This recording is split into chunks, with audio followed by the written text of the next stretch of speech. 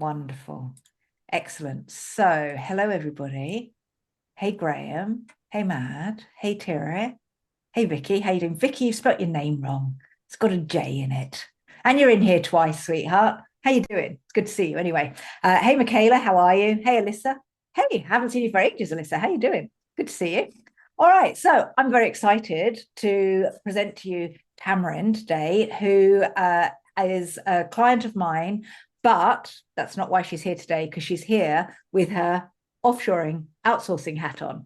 And I'm so grateful that Tamarin has been able to give up some time today to talk to you guys and girls about how you can leverage offshoring and outsourcing for profit so that you can free up time to deliver advisory services and just get your life back and breathe. Because one of the things that I know that is so difficult for so many of you is actually finding the time to be able to have a life and run your accounting practice. So what I would like to do before I dive in and get Tamarin to introduce herself is just make sure that everybody can chat in the chat box, which I haven't yet done. So please bear with. Guys and girls, can you let us know in the chat box that you can see us and hear us? That would be great. Vicky, if you can let me know. Tyra, Ross, how you doing? Oh, I'm glad you made it. You said you were coming today. Peter, Neil, can see and hear. Fab. Okay, awesome. Thank you for joining us today, and thank you, Tamarin, for joining us. Tamarin has been trying to send me over her bio, but our emails aren't working. So I'm actually going to have to get Tamarin to introduce herself, which makes me feel like a terrible host because pretty much all I'm going to do is sit here and watch. But that's okay. Tamarin, please, can you introduce yourself? Let everybody know who you are, why you're here, what we're covering, and then over to you, basically. So thank you very much for joining us today, darling.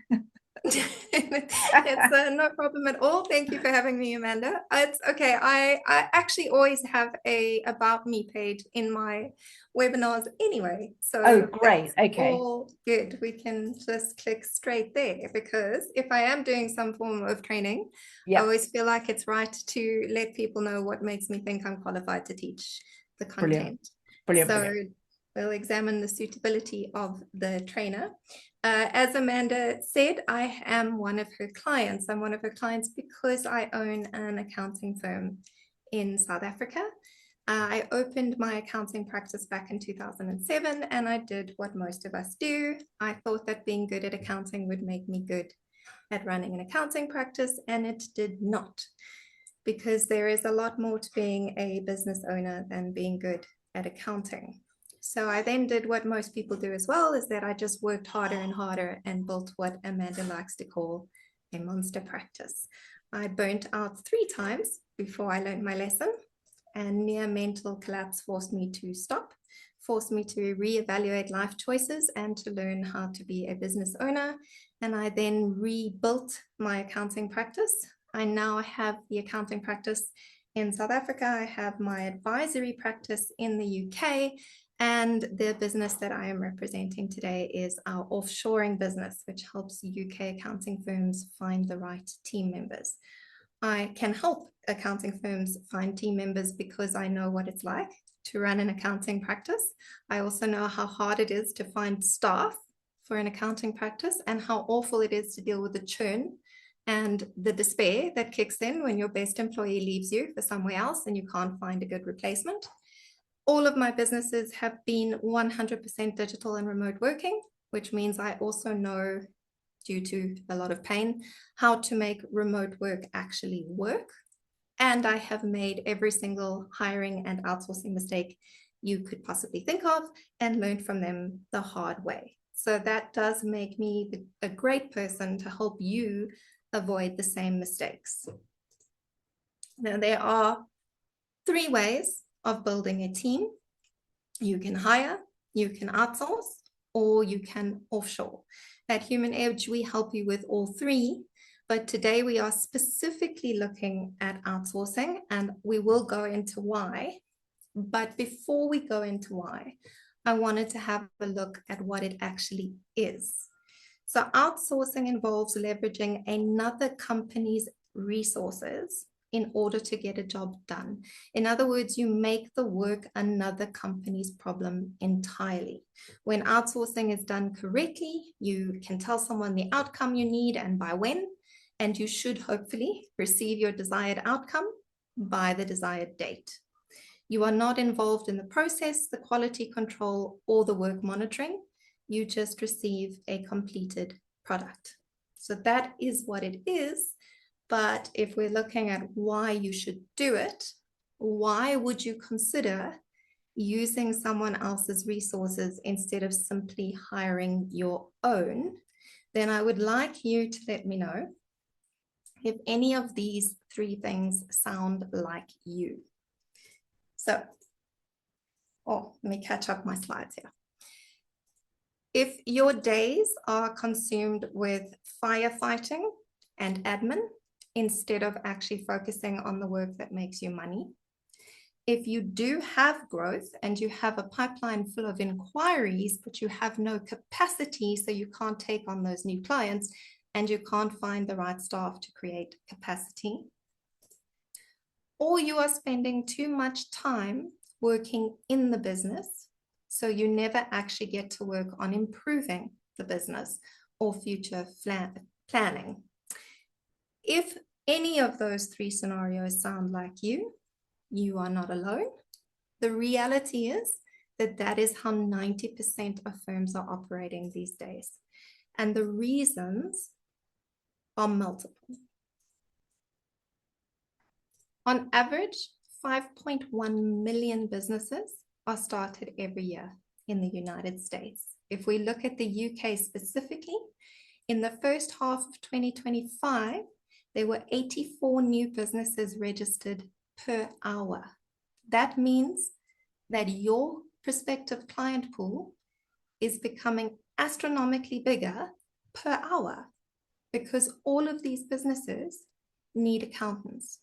But at the same time that your prospect pool is growing, our industry is facing a severe skills shortage. That skills shortage is drastically increasing your cost to hire top talent. And the state of the world economy and the general inflation of things around us is making it very hard for you to charge higher prices. If you've come to today's webinar through Amanda, then you'll know she talks about compliance being a commodity all the time. We know that compliance is a commodity. We know that the only way to charge more is to offer more value, in other words, to offer advisory. But the problem is that we never have the time to put our advisory services together and then to spend time convincing clients to buy them because you're constantly stuck doing the compliance work. In other words, we are sitting in a position where we have more work than we can handle for very little money. So we cannot afford to appoint competent staff to handle it for us. And we can't focus on the future of the business. You need to take the pressure off yourself, but you don't have the money to pay for the top talent, and you don't have the time to adequately train juniors. Outsourcing is a good option when you are sitting in this position and you desperately need to relieve pressure, but you don't have time to spend on training and onboarding. So that's why it's good for you in general, but why should you specifically outsource is a different question, because many people are nervous to outsource. Well, many businesses don't want to consider farming work out to a third party because if they keep it in-house, they can control it. So as well as looking at why outsourcing is becoming necessary, I think it does make a difference for us to look at the benefits of outsourcing as well. There are four main reasons why I suggest that accounting firms outsource.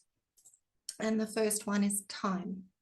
You have limited resources, and despite our skills shortage and mounting client list, your most precious resource is not your staff, it is your time. And that is a resource we cannot create more of. If you are running your business alone without staff, then you've already discovered that you need to be everything: the accountant, the bookkeeper, the tax expert, and the CEO, CFO, marketing director, administrator, salesman, IT department, tea lady, and janitor, and everything in between. You cannot do all of that and have meaningful interactions with every single one of your clients. And you definitely cannot do that, have meaningful interactions with your clients and bring on more clients, because you just don't have enough time.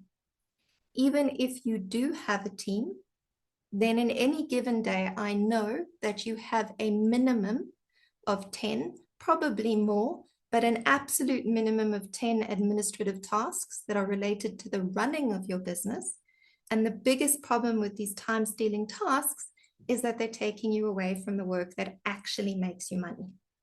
In other words, you are spending your precious time on tasks that are not making you money and are probably stressing you out, because most of the time these administrative tasks are ones we don't enjoy as well. So we need to stop taking our time for granted. None of us know how much of it we have, and it should be guarded, measured, and spent wisely. The second benefit of outsourcing is that it's cheaper than hiring. How do I know it's cheaper? I don't even know what service you're considering outsourcing. I don't know who you're speaking to about it. I don't know what they've quoted you. I don't even know how it compares to your employee's hourly rate. So how can I be so sure that outsourcing is going to cost you less? It comes back to time again. If you do a Google search on productive work hours, you're going to find a number of different studies that all come to the same startling conclusion. No employee in the history of work has ever managed to be productive for 8 hours a day. Your average employee is only productive for 3 hours a day. And a really hardworking employee might make it up to 5. If we bring in these days the use of AI and automation and these things, you possibly find that your star employees are productive for 6 hours, but no one has ever made it to 8 productive chargeable hours in a day. But that is what you are paying them for. The rest of the time is taken up by breaks, whether it's smoke, water, coffee, or bathroom, and team chats, and almost certainly meetings. So your outsourced supplier fee is already cheaper simply because you only need to pay for the hours they actually work, the hours they are productive. But even with that aside, employees are more costly than you think, because in order to have an employed staff member, you need to provide them with things. Maybe an office with furniture, equipment, stationery, and consumable items, or if you go remote and digital like I did, you still need to supply the equipment, and you possibly are going to include internet connection or phone charges as part of their benefits, and then there's going to be the cost of software. You might also need to employ someone else or use your own time in order to manage the employee and to manage your statutory regulations with regards to that employee. And depending on your country, there will be employer's tax and at least one of a long list of regulatory levies, ranging from an unemployment insurance to medical and disability cover. And some of those you pay over and above the salary. So there's the cost of the levy and the time of doing the regulations. You also suddenly need to pay for things like staff welfare, team building, and training. And you will have to pay these employees a full salary, whether or not you have enough work to keep them busy or not. So an outsourced supplier has their own office, their own equipment, and they have to sort out their own CPD. And they only charge you for their productive hours or results. That is a much better deal than employment. Outsourcing is also much, much simpler. If you have employees, you have to settle disputes, do disciplinary hearings, and run annual performance reviews. Now, depending on your personality type, you may or may not enjoy dealing with people. I find most accountants went into accounting because they like numbers. I went in because I like numbers, not people. But whether you like it or not, you now have to deal with people. if you are the boss. You will have to run meetings, create employee handbooks, provide internal training, and keep an eye on employee mental health. You will need to keep up morale. You need to come up with incentives. You need to be boss, counselor, carer, motivator, and disciplinarian. If you have employees, you also need to ensure that you are compliant with the government regulations mentioned before. Outsourcing removes these burdens. It makes life simpler. You are going to get much better service as a client than you do as a boss. And while you get that great service, all you are responsible for is clear communication and paying the bill. Much simpler. And the fourth reason that you should consider outsourcing is because we do not know what we don't know. Now, I'm sure when it comes to accounting or bookkeeping, you are an expert. That's why you started a business in that area. But we don't necessarily know everything else we need to know, as I discovered, about running a business. And we don't know what we don't know. Over the years, I'm sure you've worked with hundreds of small business owners, and no matter how many you deal with, I'll bet you get a surprise every single time when you come across how little they know about their fiduciary duties and their compliance requirements. Now, you might have your own governance sorted out, and you might know how to do the accounting for your business and for your clients. But if your strength doesn't fall into the area of marketing, then how do you know if you're spending your advertising budget correctly? And if your strength doesn't fall into the area of customer care, how do you know if you're developing a strong company brand or if your clients are having a good experience with your firm? Or project management, if that's not your strength, how do you know if you're managing your time and your tasks effectively? Because we don't know what we don't know. When you outsource, you do not outsource to a jack of all trades. You find a specialist. We hand bookkeeping to a bookkeeper, sales to a sales and marketing firm, administration to a virtual assistant. You give specific tasks to specific people, people who should know everything that needs to know in that area of expertise. So not only will they do a task that you don't want to do or maybe even can't do, but they will also advise you about the best way to do it. You get so much more than simple task completion. You get expert knowledge and experience. And it's knowledge and experience that has taken years to amass. And because of that, it would be infinitely more costly to hire. Now, you know this, and I know you know this, because you make your living of convincing business owners to outsource their accounting to you. And you do this because you know how to do it and they don't.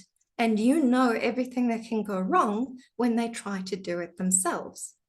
So you already know this point, and I don't need to spend that much time on it. But by now, you should see why we're looking at outsourcing, why it's becoming more and more important, and the benefits to you if you do decide to implement it. So we can look at how. But more specifically, how do you use outsourcing to make more money? Because the whole point of this webinar was leveraging outsourcing for profit, not just getting things off your plate. So how do you use outsourcing to take your company beyond struggling to a place where it doesn't involve your constant involvement?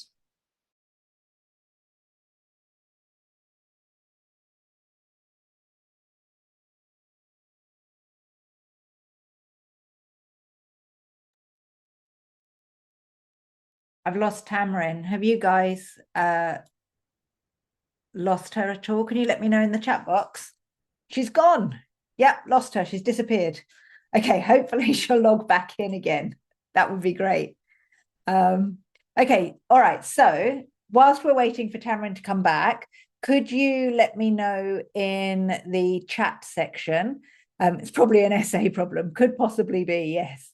Could possibly be. Let me know in the chat section why you might be wanting to outsource. Let me know. Hey, you're back, Tamarin. How you doing? Oh, you're on mute, darling. Let me just unmute you. Can you unmute? Hello. Okay, super. That's great. Okay, I'm back. How far did I get? You got to how to outsource. I would start at the beginning actually of the how to outsource. That's where I got. Um, Okay, so we yeah. haven't moved very far. I'll just leave this, but specifically we're looking at how to leverage outsourcing to make more money. That's what we want to look at in this particular webinar, not just outsourcing for the sake of outsourcing. So we're going to start by evaluating all the tasks and functions in the business and separating them into the two generic categories on the screen right now, core tasks and operational tasks. Your core tasks are everything that your business does, the tasks that are related to what your business is. So generally speaking, what you're good at, and for the majority of you, most likely things like bookkeeping, tax returns, and financial reports. Operational tasks are all the things that have to happen in order for your business to run. So these are the tasks that take your time, but don't generate any money. Outsourcing rule number one is don't outsource core tasks, particularly if you're running a solo practice. If it is just you, you want to be looking at outsourcing operational tasks so that you have the time and energy to get your client work done and done well. And the reason I have this rule is threefold. The first is because core tasks, if they are related to what your business is, those are the tasks that generate income. It is logical for you to put your energy where your money-making tasks are.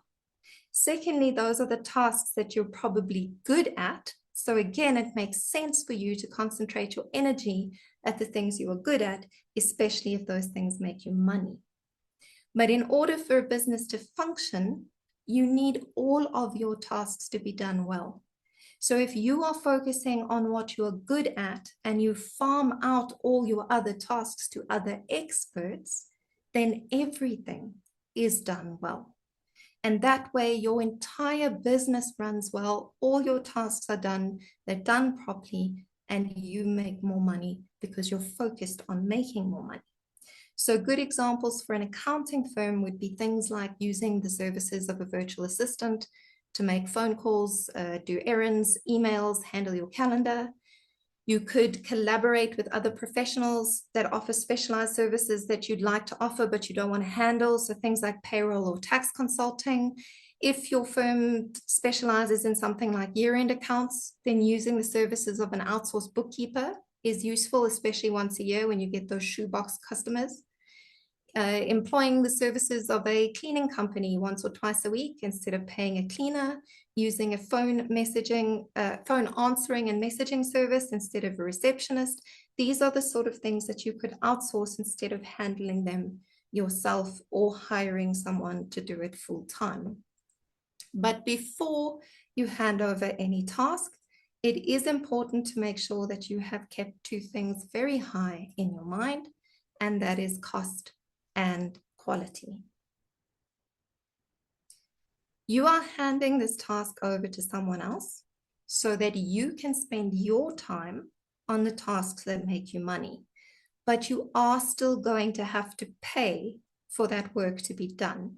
So you want to make sure that you are paying less for the task than the amount that you can generate within the same time.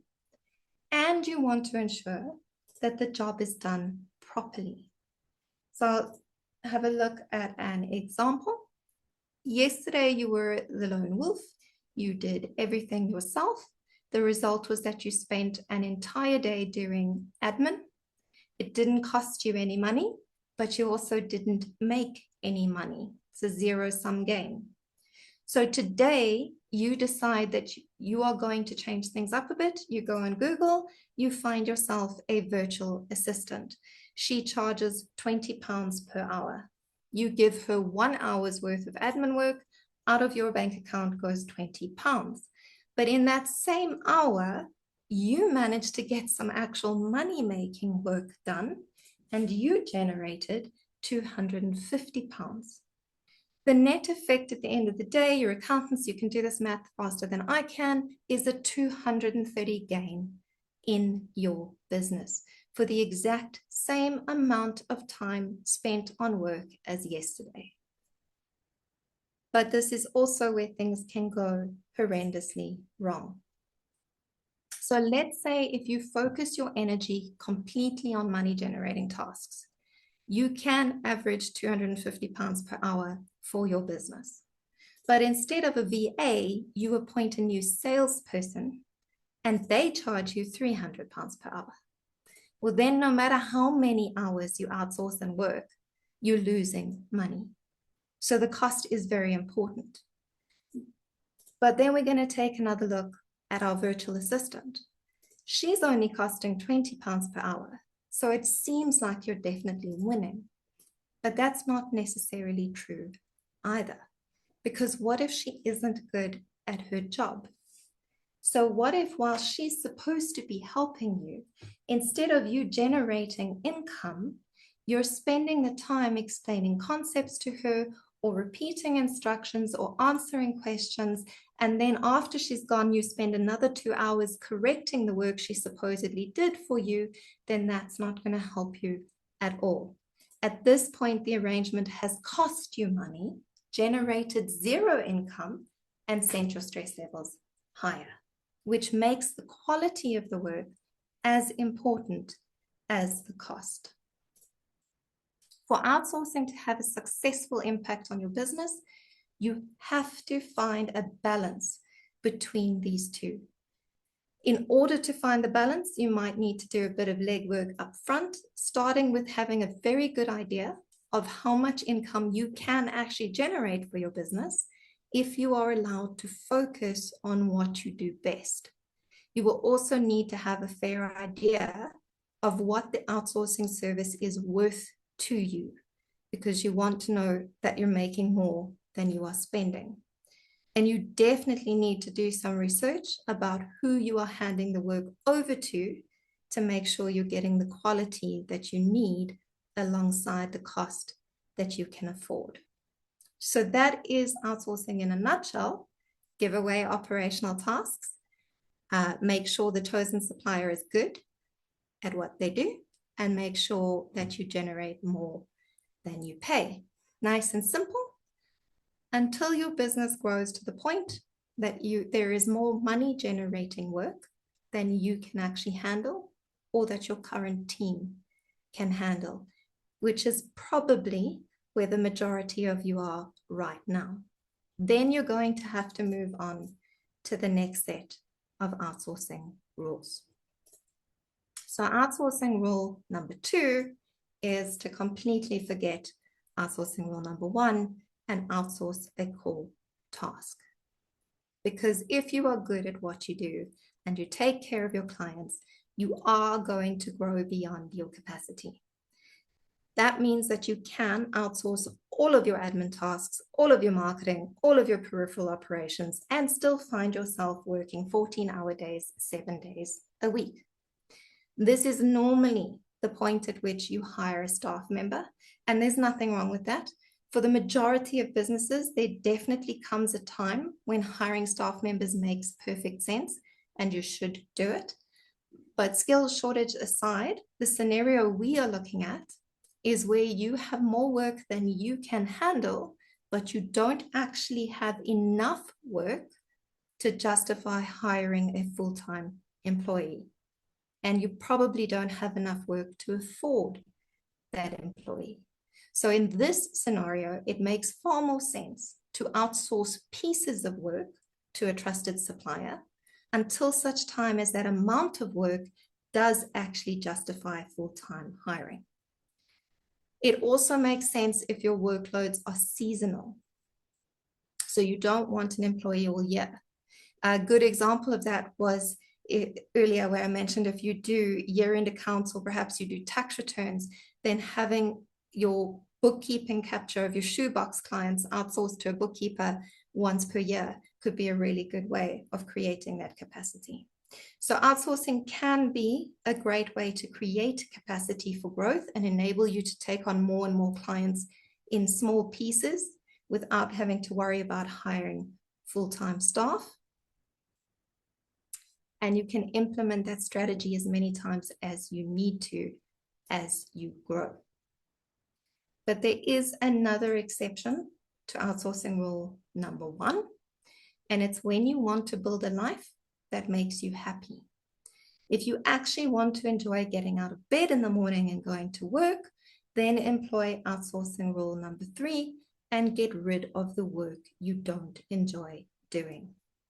Because if you are getting out of bed in the morning and dragging yourself to work with a sense of dread, you might as well go back to full-time employment. Running a business is hard. If you are not enjoying the journey, then rather be an employee who can clock out at 5 p.m. and who does not wake up at 2 a.m. wondering if you remember to move enough cash from the call account to cover the debit orders. I personally outsource tasks that are actually core tasks, but I don't enjoy doing them. I do it in both my compliance practice and my advisory practice. And my biggest example is taxes. In the process of becoming a qualified accountant, I became a fully qualified tax practitioner in South Africa. So I know how to calculate the taxes, I know how to do the returns, I know what documents are wanted, I know the deadlines, and I know how to fight our taxman when they are being unfair. I know all of this, but I really hate doing it. I hate dealing with our local tax authority. So I don't. And I don't want the hassle for myself. I don't want the hassle for my core team either. I have an amazing tax consultant who actually loves doing taxes. I don't question the nature of her love for taxes. I am just really, really happy to give that work to someone who finds joy in it. This way, we are both focused on work we are good at and both doing work we enjoy. We are happy, we both produce great results, and we both make money. My clients do not care who does their tax returns, they just care that they are done.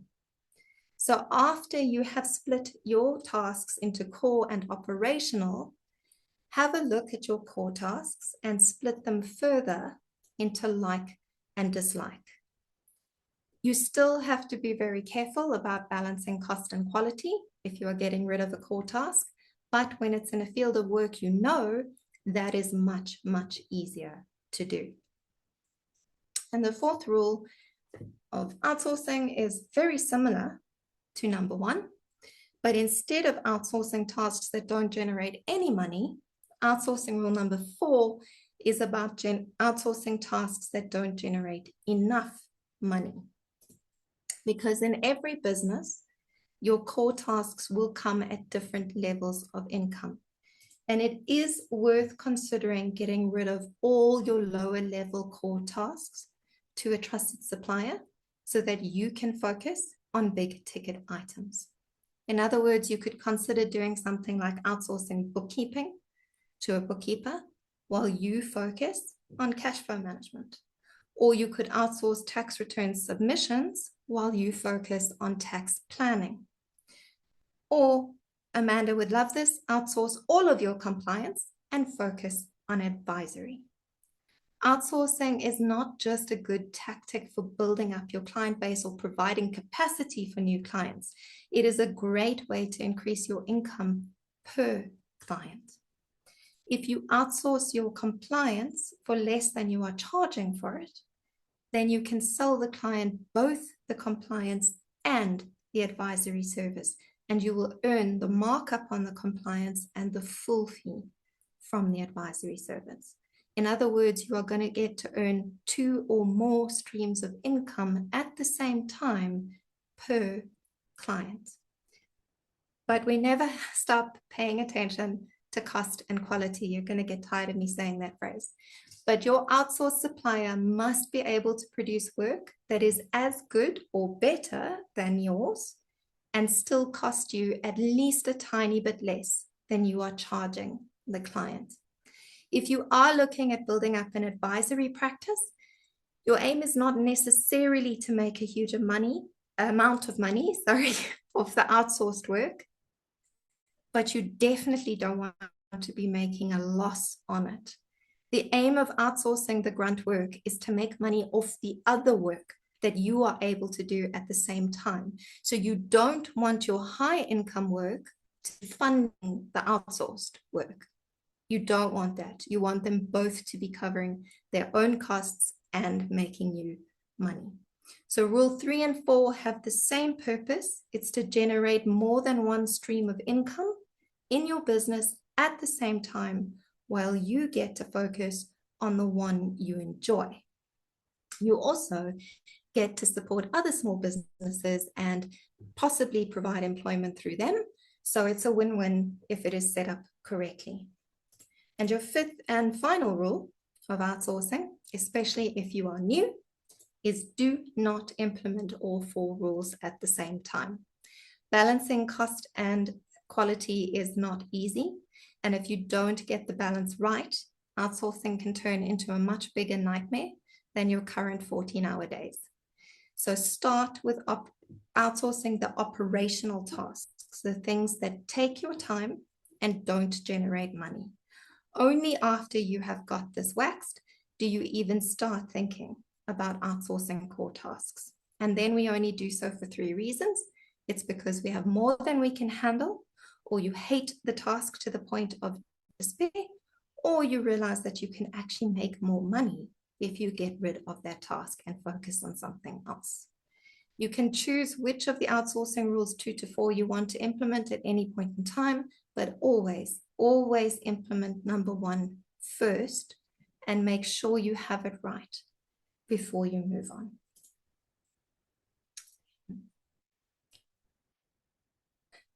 You may have noticed that I have used the phrase when implemented properly or done correctly more than once in the webinar, because there are definitely some mistakes that you want to avoid, mistakes that I have made. And that is part of the reason why people are nervous about outsourcing or just outright bad mouth. That is because they've had bad experiences. If it's not set up correctly, it is a nightmare straight out of the depths of hell, I promise you now. So let's make sure that you avoid some of the mistakes that I have made. Outsourcing mistake number 1 is completely related to my favorite phrase, cost and quality. I've mentioned these more than once. They should be firmly embedded in your thoughts. The need to balance cost and quality is paramount above every other consideration you have when choosing to outsource. And you want your outsourced solution to cost less than you can generate in the same amount of time. But do not choose the cheapest option and think you have made the right decision. The quality of the work and the provider are just as important as the price they charge. You get what you pay for. You know this because you know what it's like to fix the work of a bookkeeper or accountant who is charging much, much less than you did. And that actually leads me to mention what you charge your clients. Because if you are battling to find good help because you can't afford it, whether that is hiring top talent or outsourcing and the hourly fee is too high for you. Even if it's looking at automation software and you think the cost is too high, it's time to review your pricing. Accountants notoriously undercharge. I know that compliance has become a commodity. I know that when you sell a commodity, you are going to be compared on price. But that doesn't change the fact that the commodity pricing of accounting these days is far too low. Yes, if you charge your worth, you will lose clients to competitors. That will happen. It's a fact, but it's also a fact that your best clients will stay with you because they see your value. So the clients you keep and the clients you attract moving forward will be better clients. And your higher fee gives you the time you need to improve your service to these clients and to add things like advisory to keep on improving things for these clients. So it only gets better. So please stop discounting your prices to compete. Put them up. You don't have to double them, but stop discounting. Remind people that they get what they pay for. We never on the subject of outsourcing back there, we never choose our outsourcing solution based on price alone. And we know that from our own experience. So cost and quality. Outsourcing mistake number 2 is not doing the research. Before you hand a task over to someone else, you need to have spent some time working out what you can generate in the same time period and what the fair market rate is so that you can balance your cost and quality. But in order to look at the quality specifically, you need to research your potential supplier.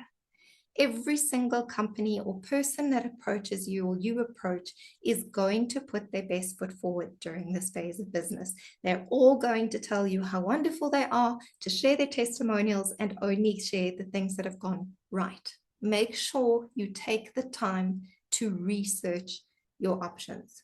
Read the websites, ask for the testimonials, compare prices, but compare apples with apples. Look your potential partners up on social media, not just their business pages, their personal pages, so you can see if this is the type of person you want to work with. And research the solution you're looking for as well as the suppliers, because sometimes when we're investigating outsource partners, we find that there is a new automation software or maybe even a new AI innovation out there that solves the issue. But then you just need to make sure that the software will do what you need it to and that you do not need too much human intervention to make it work. If tech research me, I recommend getting hold of someone to help you. There are companies like App Advisory Plus. They make a living of helping technophobes like me to find the right solutions for accounting firms. So you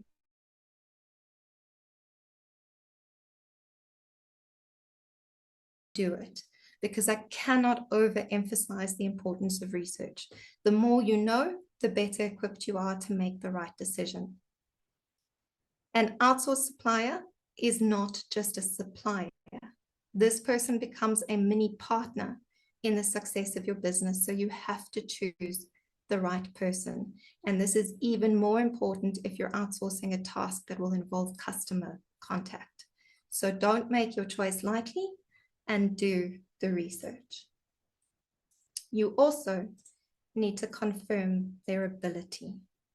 You want to take the time to find out if this person can actually do what they say they can do, and that does involve more than just testimonials. Unfortunately, not everybody tells us the truth. People lie about qualifications, ability, company size. They make up testimonials and case studies. And even if they are telling you the truth doesn't necessarily deliver the results that you want. So a person can have an accounting degree, but not actually have any practical experience that makes it useful. Someone could have been in their industry for 20 years. It doesn't mean they were good at what they do. So you need more than this person's claim to fame. You need to be able to speak to people that have used them or currently use them, or you need to test them to make sure they can do what they say that they can do.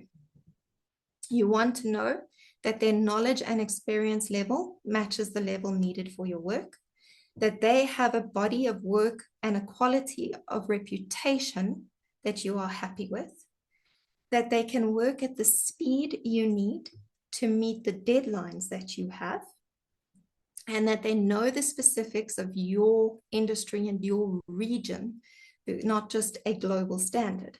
Particularly if you are outsourcing core work, it is important that they know your region and your legislation. You want them to present themselves in such a way that you would not be embarrassed to be associated with them. And you want to make sure that they fully and completely understand what you need from them. And even after you have selected your outsourced supplier, you should probably have a trial run. So either a specific time period or maybe a specific job that you have them complete so that they can prove to you that they can do what they say they can do in the way that you want it done. Which leads to mistake number 4, not planning handover. So very generally speaking, If you're outsourcing operational tasks, chances are very high you can simply tell the supplier your desired income and leave it to them to achieve it. This is not your area of expertise. It's not your strength. You can rely on the outsourced supplier. However, when it comes to outsourcing your core tasks and your compliance task, the game changes, especially if it's work that you currently handle for clients, work that clients are used to experiencing in a very specific way. I find that most business owners make the same hiring and outsourcing mistake that I made, which is that they assume. I made this mistake more than once. I assumed, for example, that if I had bookkeeping work to get off my desk, I could hire a bookkeeper and then just plop that work on her desk and walk away, because a bookkeeper should be able to do my client's bookkeeping. Yes, a bookkeeper should have the technical ability to do the bookkeeping. That's why we check ability. But not every bookkeeper is the same. And the way you process a set of accounts for a client and handle the client interaction could be very different to the way that I do. From the way you name your files, to the way you save them, to the way you handle customer touch points, that is entirely your own. You have your own way of working. Your new bookkeeper has their way of working. It's probably a mix of all their prior employers' way of working. This is even more true for an outsourced bookkeeper or any other supplier who has settled into running their own business. That means that if you don't actually take the time to tell them the very specific outcome you want, they will do things their way, and it will not necessarily result in the outcome that you and your clients expect. So you need to be intentional with your handover. You have to tell them when you want the work delivered, what format you want it in, and how you want to receive it. It doesn't just make the handover smoother, it also results in better outcomes, and it makes it easier for your outsourced partner to learn if they make mistakes. Remember, in this case, you are not hiring an employee, so you cannot dictate the way they work, but you can dictate the outcome. And you should definitely have a contract in place that covers what that outcome is, when it should be delivered, and how it should be delivered. So plan your handover, have a defined outcome, have it in a contract. And lastly, make sure that you manage the output. In a perfect world, you should be able to hand over work to a supplier and magically receive a perfect finished product by a deadline. But we do not live in a perfect world, and things go wrong. Even the best of suppliers who normally achieve perfection can have bad days or have bad things happen to them. So in order for your outsourced relationship to work, you need two things. You need a very excellent and open communication system where you are very clear on what it is you need and by when. And you need to have a way of tracking the work progress. That is even more important if we're talking about core work. You don't want to be looking over their shoulders. It would completely defeat the purpose of getting rid of the work if you have to micromanage them. And this is not about trust. You've already done the research. You know this is the right person. But if you are monitoring the overall progress, you've got that bird's eye view of where the work is at any given moment in time, you can get ahead of a disaster before it happens and make a plan B, C, or D if necessary. So have some form of system to track the work progress. Your supplier might have a system of their own in which they can just give you access, or they might do something like send you daily or weekly updates via email or WhatsApp, but you need a supplier who keeps you updated, keeps you in the loop, lets you know when problems appear or potential problems may happen.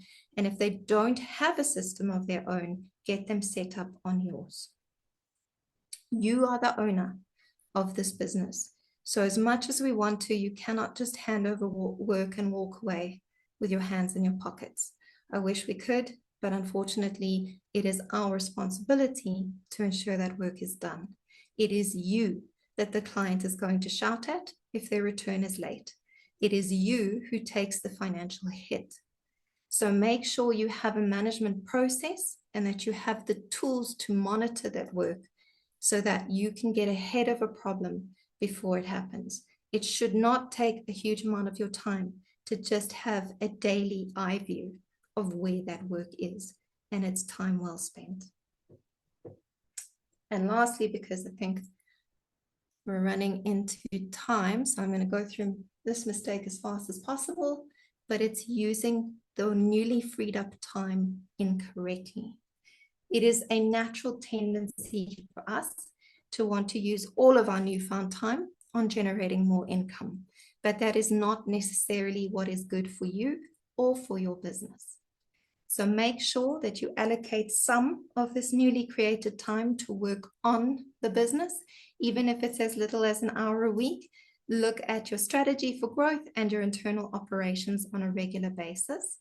Don't forget to spend some of that time on monitoring the work so that mistake 5 doesn't happen. But my personal recommendation, actually, in this case, is that you use the time that you have opened up and the money that you have managed to generate to enroll in the Business Advisor Academy and change your life, because I promise it is life-changing and very much worth it. But another way you can misuse your new time is to not take time to live. Burnout is extremely prevalent in our industry. This is a very deadline-driven industry, and we tend to be perfectionists. We have one of the highest rates of burnout and exhaustion. Please use some of your newly found time to breathe. Rest is good for you, and it is good for your business. You will build a better and more profitable business if you give yourself time to recharge. That is, by the way, my personal passion. So if you're currently feeling overworked and overwhelmed, which is very possible over January, please, after January, I should say, then book a virtual chat with me and we'll talk burnout. It's free. I'd just like to help people. But before we close completely, bear in mind that outsourcing might be a good interim growth solution for you, but it's not necessarily a permanent solution. If you find yourself outsourcing more and more and more to the point that that outsourcing provider is basically full-time, it is possible that hiring could cost you less. So you might want to consider one of the other options. If that is the case, or you're not sure at all, then give me a shout. I'll share my link in the chat now, but I'm happy to have a call with you, no strings consultation, to actually work out which is the best way for you and whether you should look at hiring, outsourcing, or offshoring, or actually just culling your work completely, joining Amanda at the Business Advisor Academy and changing your practice completely. Yeah. Thank you. Thank you. Guys and girls, has anyone got questions? That's like the key thing. We've got Tamron here who's been through it all before you. So do put the questions. If you haven't got a question, just put no questions so that we know and we're not sat here waiting. So if you haven't, so everyone should be commenting. You've either got a question or you've got no question. Tamron, that was amazing. Thank you. And a really different way to look at it. There's so many of the offshoring and outsourcing businesses that just want us to offshore and outsource. But what you've shared with us today is like, is this right for us? Is it the right time? And what kind of things we should be looking at. So I really appreciate you sharing that. Let's have a look and see what we've got coming in as well. Margie says, no thanks, all good. No questions. Okay, so not many people have got many questions. What I would love to know is, what's the biggest takeaway from what Tamron has gone through for you? So what's something that you have got from what she shared, an aha moment? For me, it was a completely different way of looking at outsourcing. Vicky says, the outsourcing one thing at a time. Yeah, that's really key, right? Because we think, right, okay, so we need help with bookkeeping. Here, you be my bookkeeper and do everything. And that's the wrong way to look at it. It's about getting clear and having one thing at a time. Brilliant. What else have we got? Colin says, what's the difference between consultants in terminal contracts versus outsourced experts? Even that sounds complicated, so I'm glad that he understands it. That's brilliant. Guys and girls, do book a coffee chat with Tamarin. Really, really, you'll get so much just from spending some time with her to actually find out whether or not which one of those three things is the right thing for you. Yeah, Neil says if you can outsource at the cost of 20 and make 100, keep outsourcing more and more. Yeah, absolutely. And if you can outsource and you free up your time and you get your energy back and you have time to do marketing, you can get a client, an advisory client that pays you £2,000 a month for your services or $2,000. That's really good return on your investment. Brilliant. Yeah, Neil says thinking more about what the outsourcing can do, how to use the newfound capacity. Seems like everyone got loads from it. Good to hear from someone who clearly made the mistakes, right? Yeah, it's great.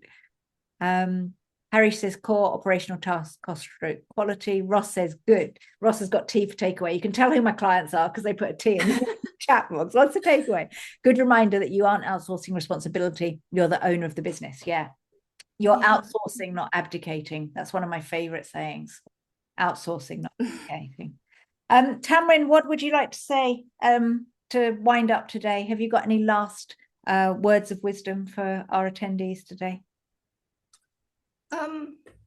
Yes, well, before we get into words of wisdom, I'm assuming you're recording and the recording is available, but also for people who like to read, I have put a link for our outsourcing booklet. Oh, brilliant. In the chat. It goes into a bit more detail than we went into today. It's basically the same material, but more expanded. So if you feel like it's all went over your heads, then you've got it in writing. But essentially, I think the thing is to recognize that outsourcing is a tool. Yeah. So, because I think people are very scared of using it, especially they're worried maybe how their clients will respond. I saw someone mentioning that their team responded badly to outsourcing some of the work. So it's recognizing that you're going to use it in the same way that, for example, you're going to implement a new technology. A lot of us pushed back against cloud software, and then it turned out to really, really help us a lot if we did it correctly. I still get plenty of clients who decided that they could use cloud accounting software and not have an accountant, and then ended up with a massive mess on their hands that we then have to clean up when they come to us. So it's a very similar thing with outsourcing.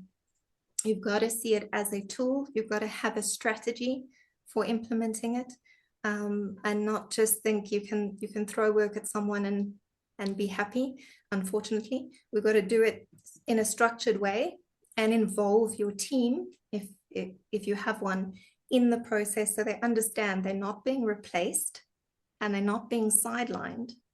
They're being supported by a team sitting elsewhere or in some capacity, so that they can focus on what they do best while you focus on what you do best. And everybody should technically be more productive and have a better day. Hopefully. And sleep. Like one thing is overworked means that you don't actually sleep, because even if you finish work at 7-8 o'clock at night, your mind's still racing at 11 o'clock. And then if you wake up, it races again and you can't get back to sleep again. So it's peace of mind, isn't it? Like, yes. That's the thing. I'm sleep obsessed. And if I can find anything that helps my nervous system calm down and help me sleep, then that's the good thing. So, yes. Okay, brilliant. Absolutely. I'm going to send out the recording to everybody. I'll also send out that link that you've shared. I'll send it out again in case some of the people have logged off and they missed it, because there were lots of people commenting. So I'll send that out again, Tamarin. I just want to say a big thank you. It's, I know, having worked with thousands of accountants and bookkeepers, that outsourcing is really scary because they've been burnt. They are nervous. They don't know whether it's worth the money. It feels safer for us to go, do you know what? I'm just going to hire someone local and they can sit next to me. But that isn't the answer. the majority of the time because A, you can't find them, B, they're too expensive, C, you have to spend hours training them. So there's so many reasons why this is such a good idea. It's fear that stops us from taking the action. So I think that you've alleviated some people's fear today. So really appreciate that, Tamrin. Awesome and pleasure. And if there is still fear, you're very welcome. As I said, book a call with me. We'll go through it. It's no strings call. And I am extremely passionate about preventing burnout. Amanda knows that. That's what my signature system through the Business Advisor Academy is all about. So if you're feeling overwhelmed, overworked, and you just want to find out how I stop being overwhelmed and overworked, you can just come chat to me about that. And we'll see if we can help you with outsourcing at the same time. Yeah, brilliant. And actually, Tamrin, I know that you put together your methodology to work with people outside of accountants and bookkeepers, but actually, if you're struggling with burnout, then I would see whether or not Tamrin would take you on as a client to help with that too. I think that that would be a very good idea.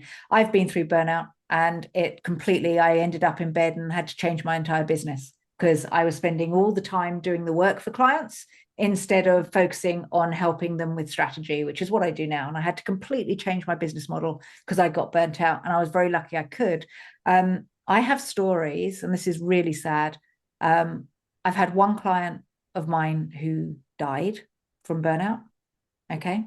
My dad has tax technician. So those of you who don't know my story, my dad's a tax technician, and he ended up completely burnt out, ended up having open heart surgery, stress, all of that. So that's burnout. He worked for the top four and then he set up his own business. So, that's a story I'm sure many of you know. And I've got 2 or 3 other clients that have had strokes, and it's rife in this profession, absolutely rife. And you can't get back more time unless you can get someone to leverage that time for you. So I love that you're helping with that. I think it's great, and on both sides. So thanks, Tamrin.